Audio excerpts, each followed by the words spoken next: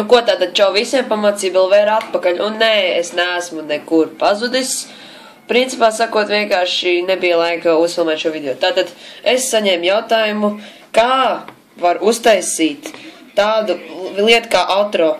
Daudz, varbūt kāds no jums zina tādu manu channelu nejauši pateikts, un beigās ir dots tā kā, lūk, šāda bilde, tūlīt parādīšu. Un, ka, piemēram, te iekšā ir videoklips. Tātad šodien parādīšu, kā to var izdarīt. Tātad, principā, jums vajag pašam uztaisīt vai sameklēt bildi internetā, kur te ir paši var kaut ko ierakstīt, un jābūt speciālam rāmītim, kur būs tas videoklips. Tātad, principā, bildi liekam viszemāk pirms visiem videoklipiem, ko jūs gribat ielikt.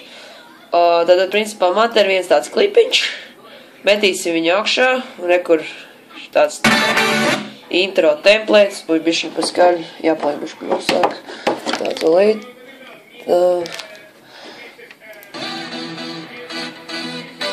Jā, tātad, principā, jā, kas ir jādara, tātad uzliksim viņam lielo ekrānu bez šitādām, tā kā, melnām maliņām, un, kas notic, jā, tas ir intro, tad nevajadzēs.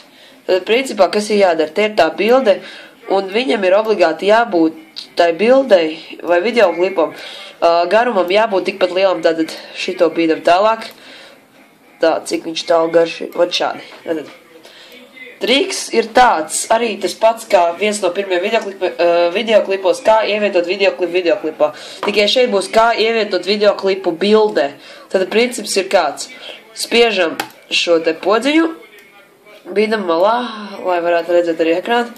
Tātad principā bīdam. Liekam, tā vajag noregulēt to visu augstumu, platumu. Pieņems tā, un tātad, un šādi. Īsti nesaprot, tātad, principā jā, tur arī ir tas triks, varam uzstīties, tātad kāds iztīsies.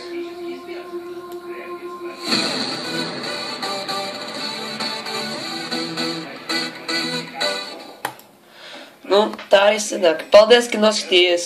Ja patiks, spied laiks, spied abonēt un raksti komentāros, kādu nākamo pamācību tu vēlies redzēt. Uz rīz tikšanos.